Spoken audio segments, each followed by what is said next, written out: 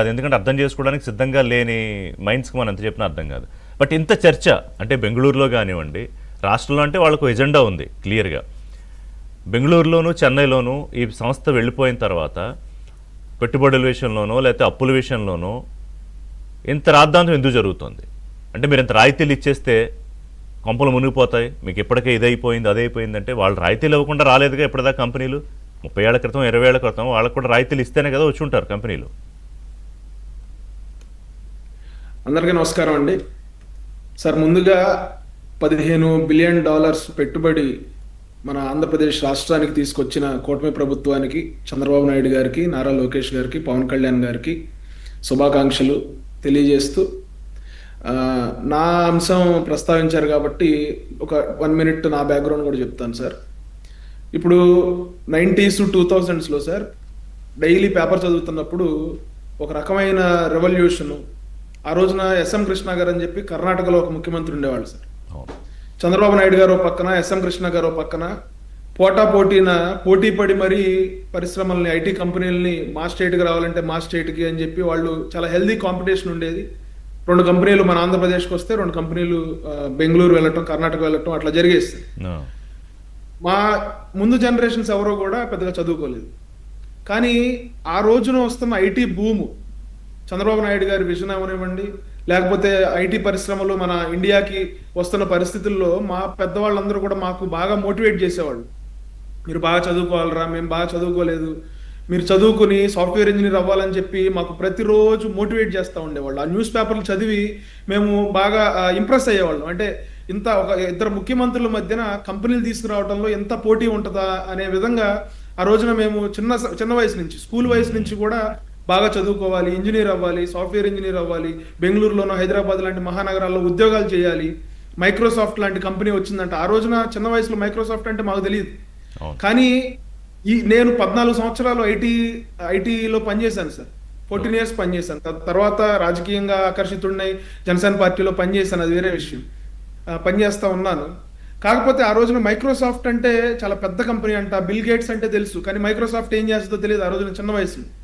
కానీ మైక్రోసాఫ్ట్ను చూసి తద్వారా కొన్ని వందల వేల కంపెనీలు ఈ రోజున మన హైదరాబాద్ రావటం, తద్వారా మేమందరం కూడా ఐటీలో ఇప్పుడు నేను కానీ, మా సిస్టర్స్ కానీ, మా బ్రదర్స్ కానీ, మా సిబ్లింగ్స్ అందరం కూడా, అంటే ఒక మధ్య తరగతి కుటుంబంలో గత జనరేషన్ చదువుకొని పెద్దలందరూ కూడా వాళ్ళ పిల్లల్ని చదివించి మేమందరం కూడా ఆర్థికంగా, సామాజికంగా, సమాజంలో సింపుల్గా చెప్పాలంటే కిరణ్ గారు, తెలుగు రాష్ట్రాల్లోనే కాదు సౌత్ ఇండియాలో దేశవ్యాప్తంగా ఎక్కడ చూసినా కోట్ల కుటుంబాల స్థితిగతుల్ని మార్చేసిన ఐటీ తెలుగు రాష్ట్రాల్లో, ముఖ్యంగా దానికి ఆద్యులు చంద్రబాబు నాయుడు గారు కాబట్టి ఇప్పటికీ మనం ఆయన గురించి మాట్లాడుకుంటున్నాం.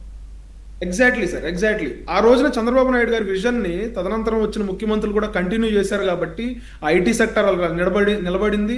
పక్క రాష్ట్రాలు ఇప్పుడు చెన్నై కానీ, ముంబై కానీ, బెంగళూరు కానీ, పూణే కానీ, లేకపోతే నోయిడా కానీ, ఇలా పెద్ద పెద్ద రాష్ట్రాలు, పెద్ద పెద్ద నగరాలు పోటీ పడుతున్న తరుణంలో ఒక గూగుల్ లాంటి సంస్థ ఇన్ని వేల లక్షల కోట్ల రూపాయల పెట్టుబడిని వైజాగ్ తీసుకొచ్చిందంటే నిజంగా హ్యాట్స్ ఆఫ్ చెప్పాలి సార్ మనందరం కూడా.